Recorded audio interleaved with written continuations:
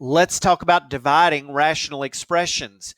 When we divide fractions in arithmetic, remember that we take the reciprocal of the second fraction and then change to multiplication. Reciprocal means we'll flip over the second fraction. So if we had 2/9 divided by 4/3, the second fraction here will flip it over to make it 3/4, and then we'll change to multiplication. Now it's just like the multiplication problems that we did before. We can cancel out from any numerator to any denominator, either straight up and down or diagonally. Since 2 goes into itself and into 4, we can cancel the 2 and the 4. Since 3 goes into itself and into 9, we can cancel the 3 and the 9. 2 goes into itself one time, 2 goes into 4 two times. 3 goes into itself one time, 3 goes into 9 three times. And now 1 times 1 and 3 times 2, numerator times numerator, denominator times denominator, we end up with 1/6 as our answer. Once we invert that second fraction, it really just becomes a multiplication problem. Well, the same thing happens when we are dividing algebraic rational expressions. For instance, the one that is here. What I've got highlighted has to be flipped over, and we need to change to multiplication.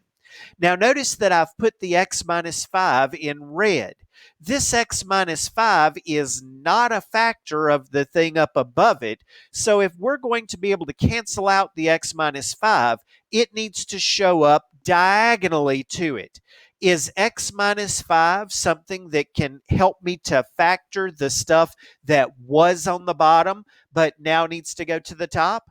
It is. X minus 5 goes into this part.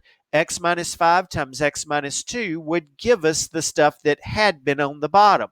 Notice that I've now moved it to the top, flipping over that second fraction and changing to multiplication. Since these things match up, we'll be able to cancel them out.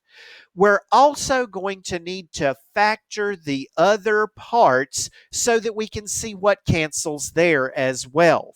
This one would factor as x plus 4 and x plus 3, and notice that that x plus 3 is going to help me to factor the part that's over here. When we look at how it factors, x plus 4 and x plus 3 were how the top part factored on the left-hand side. That gives me an x plus 3 that helps us to factor the bottom part of our new fraction that had been flipped over. Now the things that match up directly with each other can be canceled out. So this x plus 3 cancels that x plus 3. This x minus 5 cancels that x minus 5. Looks like I'm left with an x plus 4 and an x minus 2 on top to multiply, and then an x plus 6 that's on the bottom. Now, I would encourage you to leave it unmultiplied as long as your homework allows you to do that.